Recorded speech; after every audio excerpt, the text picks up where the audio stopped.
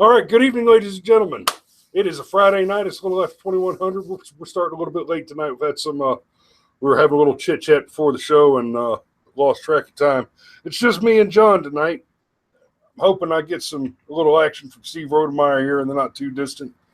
Maybe a little Cameron action, but I know he's setting up for some stuff. He's busy tonight. So anyway, welcome to the Brushfire Mind.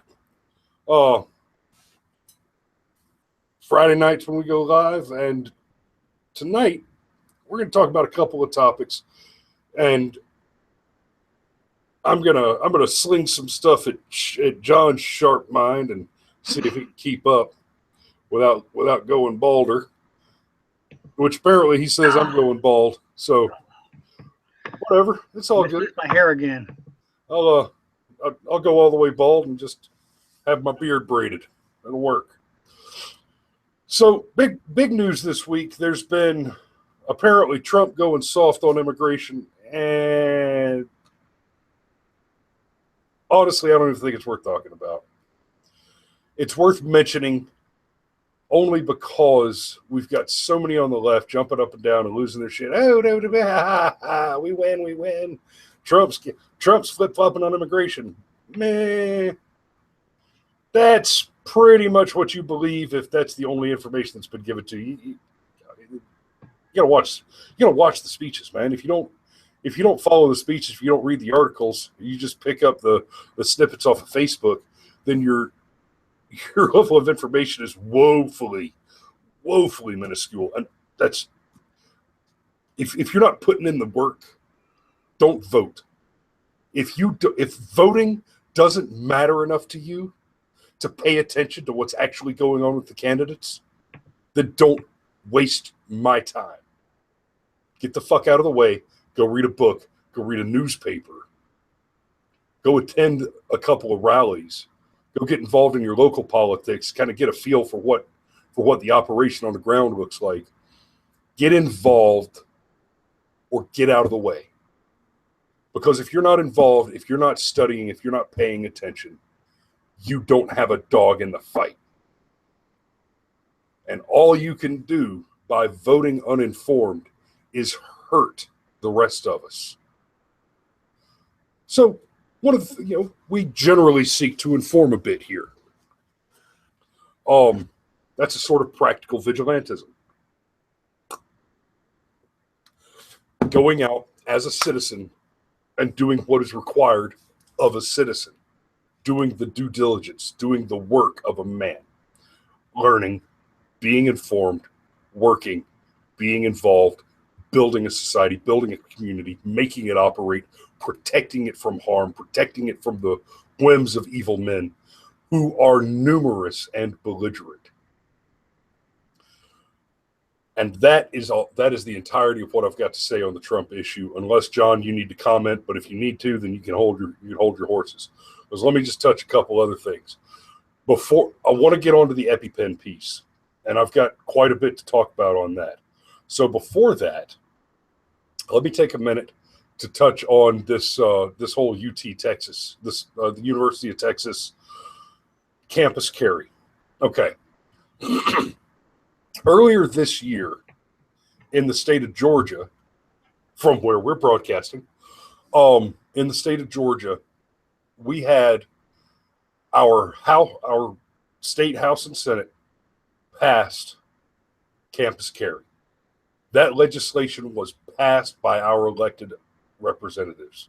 And then our Republican governor vetoed it under pressure from the liberal university system and, amusingly, Hollywood. Netflix, Disney, and Hollywood especially have been putting a lot of pressure on Georgia to go further and further Democrat, which to me is hilarious. It's terrifying, it's infuriating, but it's hilarious. And here's why. So they've been making a shitload of movies in Georgia. Captain America: Civil War, filmed in Georgia. Lots of it was filmed in Georgia. Parts were filmed at the college where I go for my philosophy entertainment. Um, so there's a lot of TV series filmed down here. The originals, The Vampire Diaries, Sleepy Hollow, The Walking Dead, Ash versus the Evil Dead. The list goes on. Lots of movies, lots of filming going on in Georgia. Largely because Georgia is tax friendly to business and commerce. And we don't have the vulgarly restrictive anti-competition union laws that surround the film industry in California.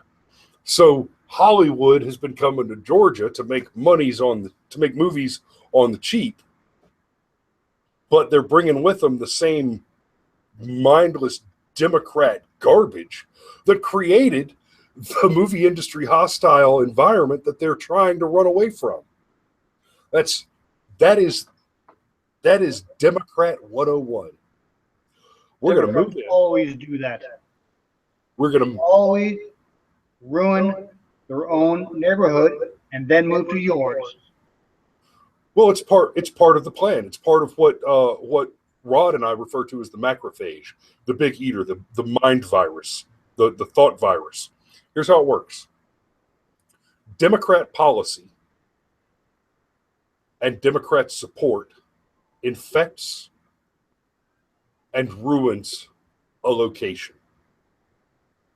The victims of Democrat policy and Democrat support, who are Democrat supporters, which is how they became the victims of Democrats, flee the Democrat disaster zone.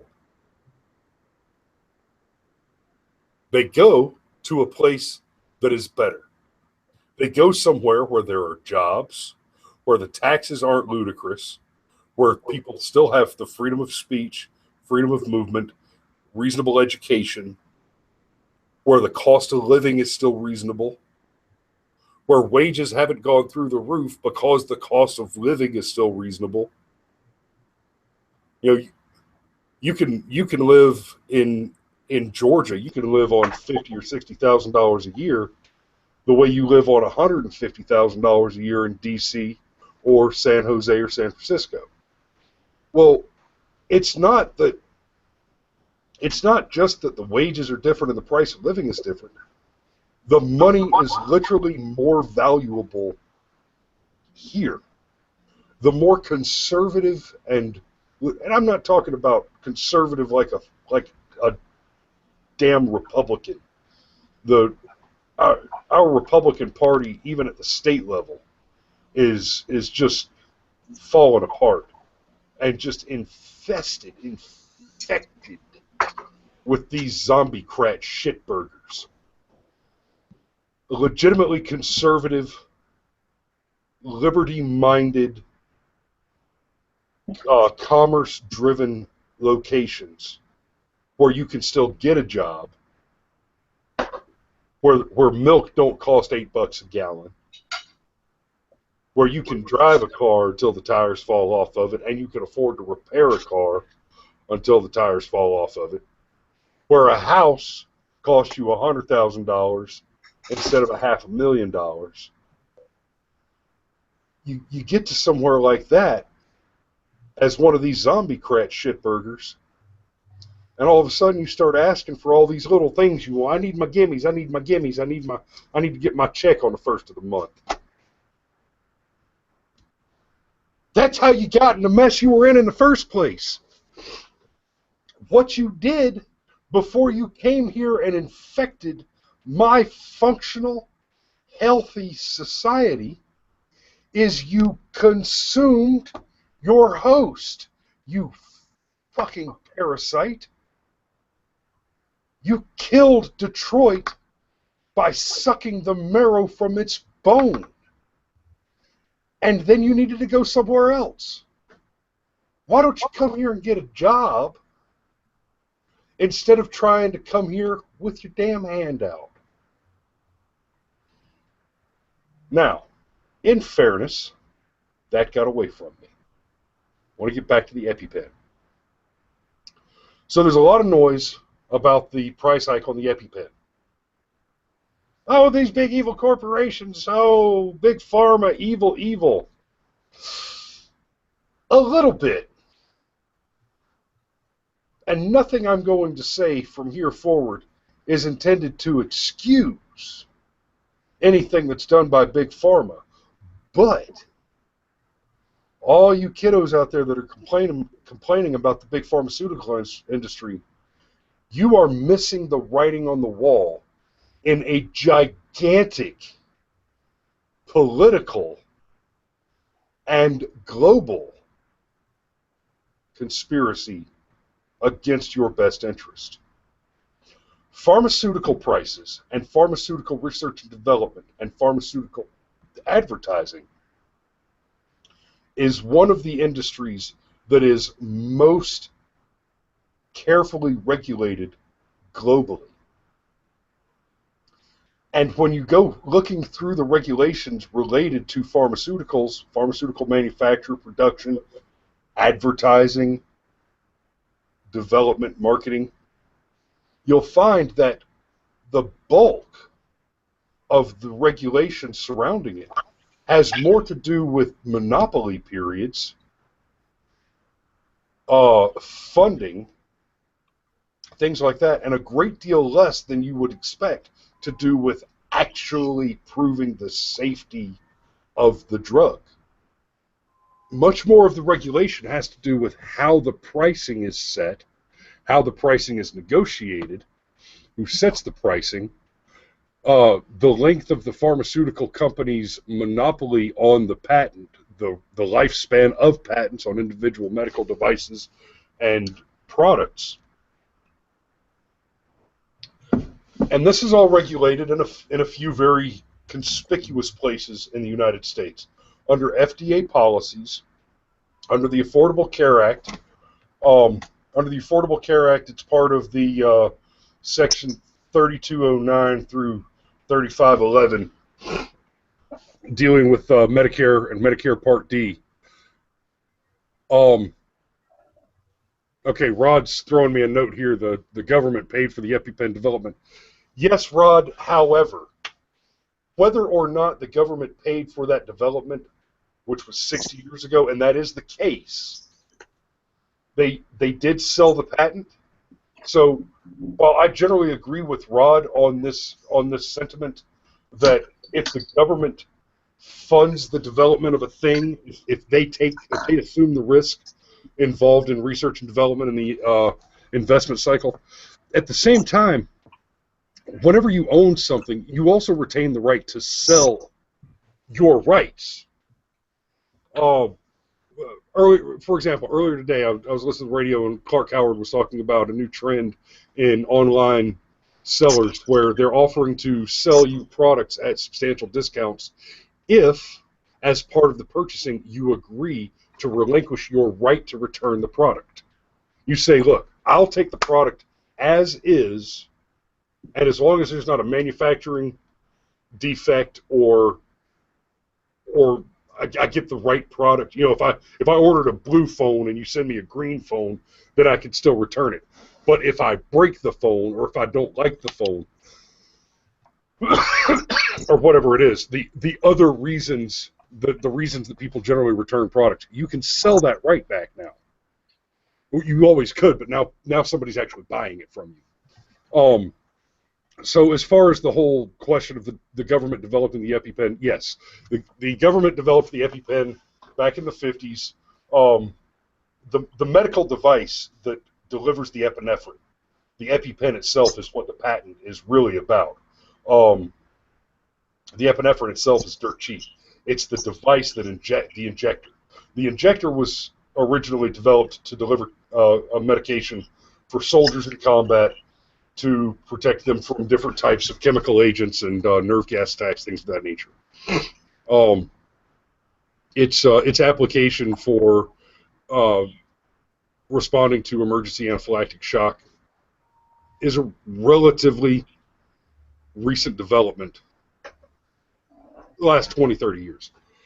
Now, Where the real problem comes in with the pricing on this situation right now is, again, I already said it's Section 32, beginning in Section 3209. There's a lot of noise about it throughout the Affordable Care Act. Similarly, there was a lot of information, a lot of regulation about it through the Medicare Part D prescription drug benefits for Medicare recipients expansions under the Bush administration.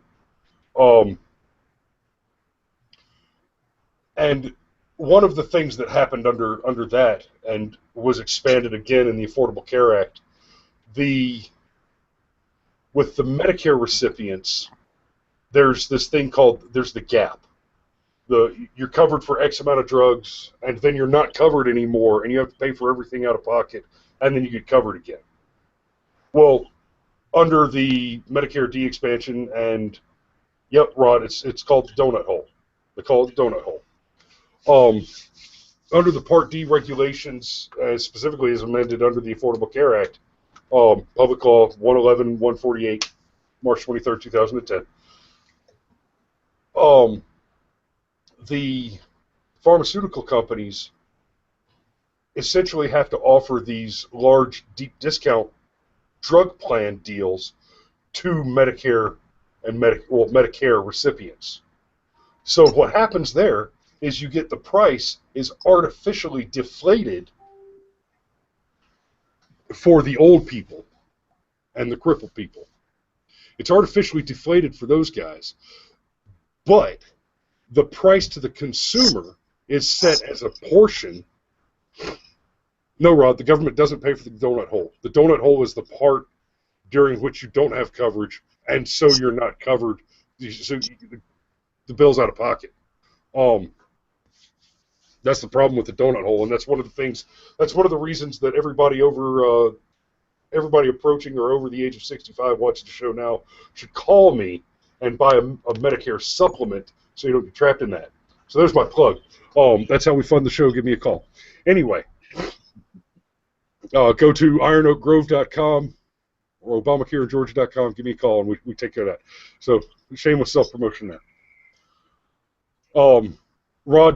Rod's typing comments and distracted me. So you're not covered during the donut hole. You get your price artificially deflated by a prescription discount plan from the company while you're in the donut hole. Then you come through the donut hole, you get covered again. The government has bureaucrats who negotiate with the pharmaceutical companies to set the price that the government pays for prescriptions purchased, which is all pharmaceuticals, purchased through Medicare Part D, Medicaid, and for government employee health care benefits. Even the TRICARE system that covers the U.S. military and is underwritten by Humana is negotiating with the government for the prices that are paid for the Army's drugs, and so on and so forth. So the law requires that the pharmaceutical companies then charge for their pharmaceuticals to the civilian consumer, to the non-government consumer. You are billed a price which is commensurate with the price that the government negotiated for. Now, all that sounds scary and terrible, but that's just the tip of the iceberg, because the people who are negotiating that price are lobbyists who are paid to negotiate that price higher, not lower. It would seem that if the government and the Democrats who voted unanimously to pass this Affordable Care Act were actually working in our best interest, then perhaps that bureaucrat, that lobbyist, would be negotiating the price of the pharmaceutical that they purchased with our money down, so that they wasted less of our tax money on the drugs that they're buying with the money they take from us at gunpoint, and cutting the cost to us, the consumers, who are paying the taxes to pay for the health insurance, which we still have to pay for. You are thinking like a Republican from 1985. I was 4 Exactly. in 1985, and my opinions have not changed much since then. But the Republican Party has. I still like boobies. My point is, the kind of idea that government is going to try to cut costs, to cut taxes, died in the 80s. Expecting the government to cut costs, to give you a tax break, or to look out for your best interests has not been around since the 80s. And you can double down and ask Rod that. He'll tell you the same thing. We have not had an honest deal government in 30 years. Rod?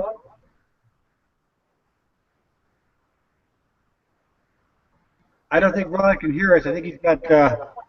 I'm here. No, he was muted. He just unmuted it. Unmute your video, Rod. I better see your pretty face. I thought I clicked the button. Can you hear me? I can hear you, but I got a black screen on you. Oh, I'm sorry. That's all right. So just go ahead and tell us what you got. There you are. Oh, I got a whole lot of nothing. Hey, how you doing, pretty? The reason I asked you, Rod, is Steve and Chris are too young to remember the 80s. My point is... Shit, Steve's nearly your age. Yeah. Are you 40, Steve? Yep. Okay. Well, even so, you would have been about 12. Well, I was no kind of political in the 80s, I will say that. Okay. All I'm trying to relate is California, the last hurrah for Republicans in California was Prop 82 in 1980, when there was a taxpayer revolt and people said, you got to cut our taxes, our property taxes. Well, they pushed it through, and then the bureaucrats backdoored it, and Jerry Brown and friends backdoored it, and now California is a disaster. I thought that was Proposition 13. Yeah, you're right. I'm sorry. Prop 13 passed in 1982. Maybe it's 1980. Yeah, it's Prop 13. You know, Okay. Well, they were freezing their property taxes so that they wouldn't have to pay higher taxes, even as their assessments went higher and higher. And, Okay. What I'm trying to relate is the entire Republican Party used to be based around the idea of cutting taxes and cutting government issues. Well, the Republicans discovered the neocon workaround where they get to make wars in foreign countries, and the Democrats get to build social programs and make wars in foreign countries.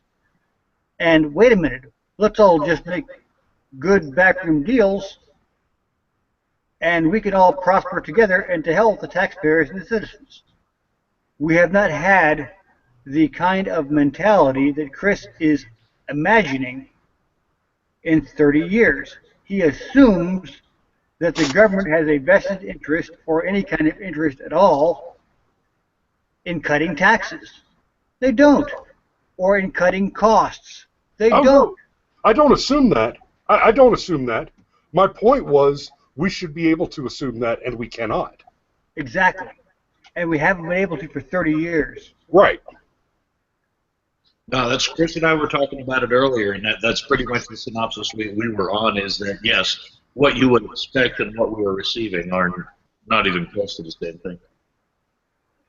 Now, the government is telling us, and the mainstream media is telling us, that the 4 people on this show are all throwbacks or crazy or uninformed. Yeah, break glass in case of war. Yeah. Yeah. So I'm uninformed. I don't know as much about the inner workings of these complex legislative issues as someone like Al Gore does. He's looking out for my interests. And gee, why is it that the government is 20 trillion in debt. All of a sudden, because it doubled all of a sudden. Yeah. Now looky here. It's because of $200 epipens that the government covers half the cost of. Well, And that is just symptomatic of other issues. The government is doing its level best to bankrupt itself. It's trying to bankrupt itself. So it was quite happy to approve a $200 epipen. It accomplishes two things at the same time. It kills the government budget, and it kills old people who can't afford the donut hole. well, the reason they passed that prescription supplement thing was so that they could get more money from the government. I mean, this. Good Lord. They're all working together, but the government is happy to kill it because the government is controlled by neo-globalists who want to crash the system. Well, there's no price controls in it. There's no way that you can have government subsidy. There used to be a natural price control. It was called patent expiration. Well, yeah, but I mean, patents take 70 years or 80 years to expire. No, they used to. Some of them were as little Not as 7 pharmaceutical years. patents. Pharmaceutical patents sometimes only last 10 or 12 years. Yeah, and now this is 60 years later, and somehow there's still a patent to sell. Well, look at the price of insulin. How can that be, Batman? Well, Look, just because a patent can expire does not mean it cannot also be. Does not also mean that it can't be renewed. Patents can be It renewed. used to be that the patent was public use after 7 to 12 years. You can't. I recall a favorite author I had. Back in the early 2000s, I could get that author's full works on the internet. Now I have to pay somebody money. But guess what? This author died 80 years ago. So somebody figured out how to work the system to make an 80-year-old author's works patentable or copyrightable. well, they wrote a foreword. And What's that? They wrote a foreword and stuck it in the book, and it gave it another one of those little Library of Congress numbers. Just because they wrote a foreword. It's an entire system. See, the trouble is that Chris he's connected to the medical industry through his insurance business. So he's reading all the fine print. I'm looking at the trend. And the trend says that this is a 30-year effort to crash the economy, to crash the population, and to render people as cattle. If you need a $200 EpiPen and you just cannot afford it, what does that do? You die. Now we have black market pharmaceuticals. No, you don't make it to that point. If you don't have your Why insulin, wouldn't 4 or 5 sharp guys get together and instead of producing heroin or crack, why not produce EpiPens? Hey kid, want a hot EpiPen? I'm serious. That's where it goes. At $200 a pop for a piece of plastic. Yeah, shit, I've got 2 of them. Yeah. yeah, Why ogres. would I get into the black market EpiPen business? Somebody explained to me about this Trojan horse. Yeah, I saw this Trojan horse, and the Trojan horse got elected to be president about 8 years ago. And he was a Democrat in name only, because he took on this Romney care thing, right? Which originated in the Republican Party, or see what I'm saying? No. Romney, the whole Romney care thing, it didn't originate in the Republican Party. It originated in the frickin' 20s. Well, it came out of MIT under Gruber, right? Gruber's the one that wrote it up. Yeah. Okay. So they knew that they weren't going to get passed with the Republican legislature, but they knew they could get passed. The Democrats supported it. You see what I'm saying? There's no way the Republicans could have come in with ACA as written now. Because here, come vote for this dog shit. You see what I'm saying? If they'd supported it, the Democrats would have all been against it. They would have seen that it was a Trojan horse. But Obama comes in with this thing and goes, "Here's your little pony," and sits it. You see what I'm saying? Okay, what did the first thing Obama did was he appointed Bush's economic team to be in control of the economy. Whoops. Well, there goes your hope and change right there, right? And now there's no difference between Republicans and Democrats. That's the big scam. We've been scammed for 50 years. Well, the last time there was a difference between a Republican and a Democrat was Ronald Reagan. Jimmy Carter. John, hold on a minute. Let him finish. So now all of a sudden, in the news, they're boycotting the Republican National Convention, and everybody's wanting to jump on Hillary's bandwagon. The neocons, right? Well, now they're going to be neo-Democrats, right? Isn't that what's going on? Yeah. They don't like Dare Trump for some reason, right? Because he's threatened to put an end to their little glory hole corruption, right? He's sworn to it. Whether or not he would ever do anything like that, we don't know, but if he's saying it, right? Why do they dislike the guy? Well, they've got reasons, and it has to do with their own little rice balls.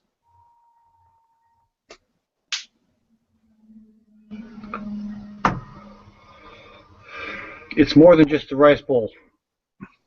They all have files on themselves. A lot of these guys have records that once you start digging up the records and the dirty corruption tricks of one guy, you're going to stumble across another 20 and another 20 beyond them, and so on and so on and so forth. They're all deeply dirty. Yeah, I wasn't deeply dirty, okay? So what did it get me? I changed diapers. Yeah. Yeah. Okay. In other words, to be an honest man is to be a chump in this society. When a civilization turns itself inside out so that being an honest, hardworking man of integrity makes you a chump. Well, I've been trying to get people to read books for years and years. That's the one thing I'm famous for, is getting people to trying to get people to read books, and certain kinds of books at that. And when I start saying Galbraith this and Galbraith that, well, he was writing about this kind of stuff, and and these other economists, they write about this sort of stuff. And I said, look, here we classic literature. Here we got some Machiavelli, Discourses on Leaving. We got all kinds of little books that have been saying this. They grab bad ideas. Adam Smith said, thus and such and so is a bad, bad, bad thing. Don't do that. Right? He spoke about having your manufacturing capabilities close to home. Right? They took everything in Adam Smith and flipped it upside down and renamed it to some sexy name like Trickle Down. I don't know. And then they started doing this stuff. LTCM is the most famous example, the derivatives things. Well, that thing exploded, and they had a hard time putting the economy back together. It was about to make the whole barrel go bad, right? And then they go, wow, this really fucked up good. We can use this, and then they spread derivatives all over the economy, right? Not knowing that what happened to LTCM? Oh, LTCM only failed because the Russians defaulted. Okay. And then what happens? It's kind of like if you douse yourself in gasoline, and you get around a little bitty spark, But if you've only got gasoline on like your shirt sleeve, and you get a spark over here on this other one, well, you don't really catch fire. If you got gasoline all over yourself, and you get up, just static electricity, and you can just go woof, and you're Burning Man, And if you're not the Burning Man, you can become the Straw Man. And that's my favorite thing, because this year has been about Straw Man this and Straw Man that. I've been watching that All Right guy, talk about how they misrepresent what they actually believe. I'm like, well, okay, they don't want to fight him. They want to fight somebody else. They want to fight the racist. Well, they are the racist. They kill more babies in a month than the Ku Klux Klan killed in 100 years. 10 times as many, as a matter of fact, right? Who's doing what to whom? These folks don't know. They know. Who knows? You think the basketball bouncers know that shit?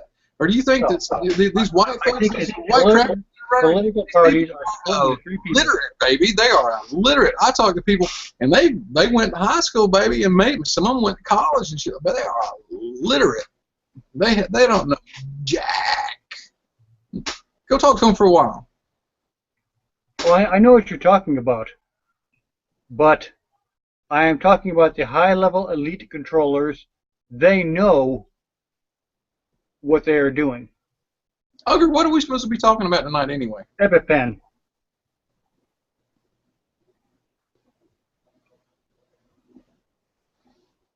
He's over there chomping. Well, no, I had my mic muted because your audio was getting muddy, so I muted my mic so you get a little clearer through there. Well, man, what the hell are we supposed to be talking about, man? We were talking about the price gouging on the EpiPen, and I was blaming it squarely on the Affordable Care Act and the Bush-era Medicare Part D expansion. Okay, so you've tapped into the whole albatross thing, right? Albatross, look, this thing is an economy that will barely fly. Anything that they do is going to be the most expensive solution that can be made to work, right? And then they mess it up, like NASA. They didn't learn the first 7 times. The guys are in space in the space shuttle. They could have done a spacewalk and said, "Oh, look, we lost our wing on the way up here.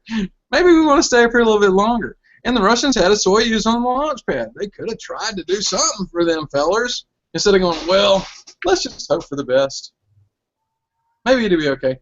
But, you know, has that song go, "Stars fell on Alabama," you know, coming across the sky, you know. I was in Russia when that thing went up like that. They didn't even tell me. They said, well, we figured you'd find it out for too long. They didn't say it quite like that. They talk funny over there, even though they're just like Southerners. So, albatross. You have found the albatross. Economic complete inefficiency on purpose, and the purpose of the own is the corruption is own. Somebody's making all the money off that. Make sense?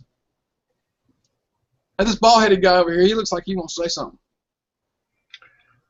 I think it's about more than money. Mm. I think it's part of a game plan. I think you know, these controller types, some of them want to make money because they're basically greedy and they haven't made enough yet. Some of them want to cause social political destruction. Well, John, just what do they get? What's their payoff for coming up with neo-feudalism? I mean, you know, because all your economic outputs and everything are just going to collapse down. Chris and I had this discussion before you came on, and I asked him this in very... At least I'm in charge. At least we still exist. At least I'm in charge. You think? Is that what it is? Just, I've got the power, whatever? Well, I put it... I don't want to go too deeply into this because I tend to go into outrage mode. No. But, there are people who want to depopulate the planet. They think they're doing the world good, or maybe they think they want the world to be a giant garden with Morlocks and Eloi, or maybe they think that this will bring Jesus down, or bring Yahweh down, or allow them, the people in Israel, to build the 2nd or 3rd or 9th temple.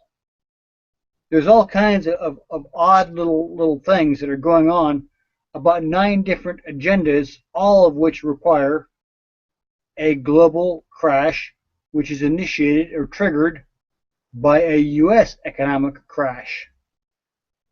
The reason to stop Trump is because he might, by God, save America. We better stop him now because he might actually succeed. All our dastardly plans. I mean, it's like a bad spy novel. Well, the other day he was saying, well, what the hell have you got to lose? And I was sitting there going, well, you know, he's resonating with those folks when he's saying that, and Hillary don't like it.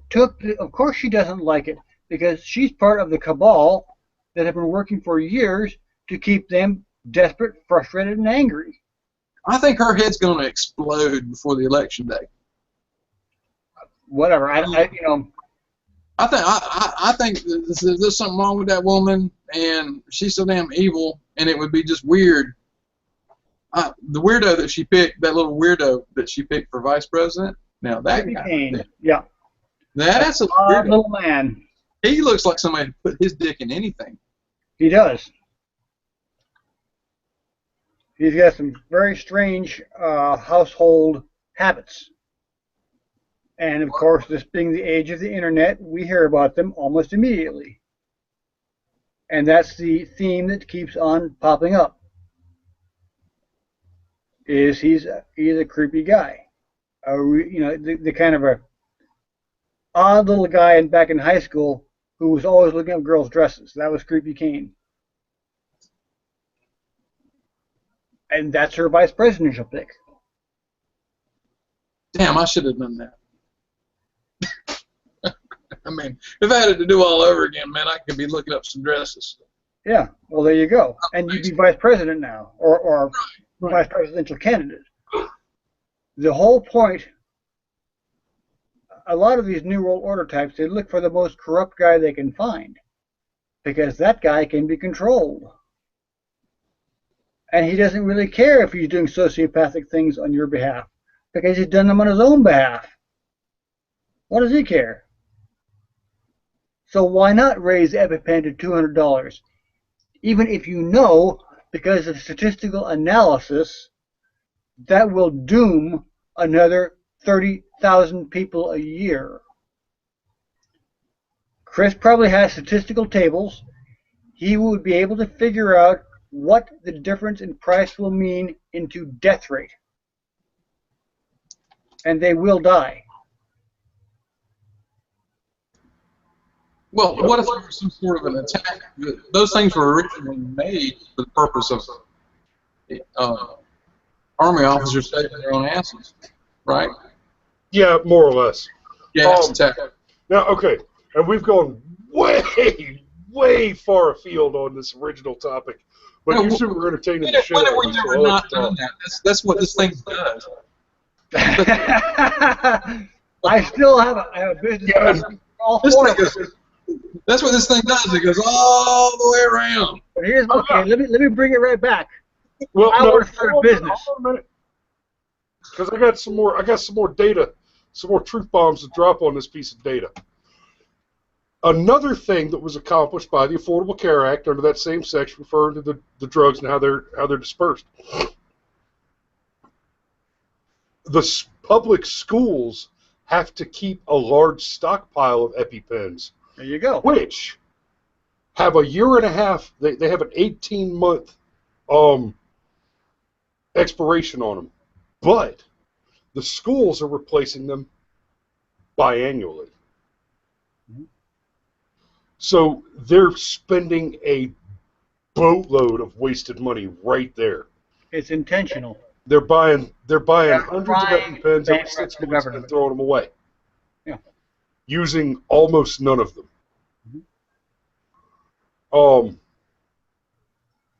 So there's that piece. Now, since this is a talk show, and what do you do on talk shows? You talk about other talk shows. So let's talk about the Herman Cain show for just a minute. This morning I was driving to a meeting and listening to the Herman Cain show and heard a guy call in who was incredibly Mexican, thick accent.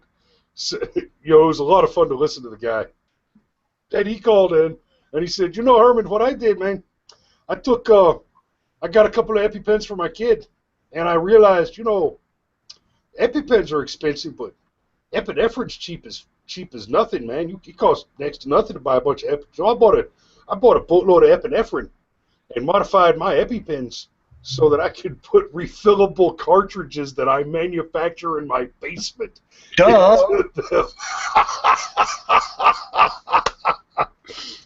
That's all anyone. I know Rod's loving that. Hey, that's circumventing. Well, of course, that's what you right do. there. My business plan is to manufacture EpiPens. I don't need epinephrine. I'm not manufacturing medicine. I'm just manufacturing a little plastic item. You can put whatever you want. You can put Kool-Aid in it. I don't care. I'll get rich. All you gotta do is smoke the damn meth pipe. Get you some epinephrine and go, buddy. Isn't that what it is? Isn't that what's in there? Yeah, it's just epinephrine. It doesn't matter. So I mean, okay, let me. it's like as far as I understand it, it's just a quickie muscle injection of an anti-neural agent or anti-nerve problem. You got a nerve problem, you stick it in your leg, you're good. Now, you may recall there's a drug on the streets called Flocka. It makes people go absolutely batshit. Well, why wouldn't every ambulance in America be required to have half a dozen EpiPens? And so on and so on and so forth. They do. Okay. Millions of ambulances. It's a situation which is designed to spend money as fast as they can spend it.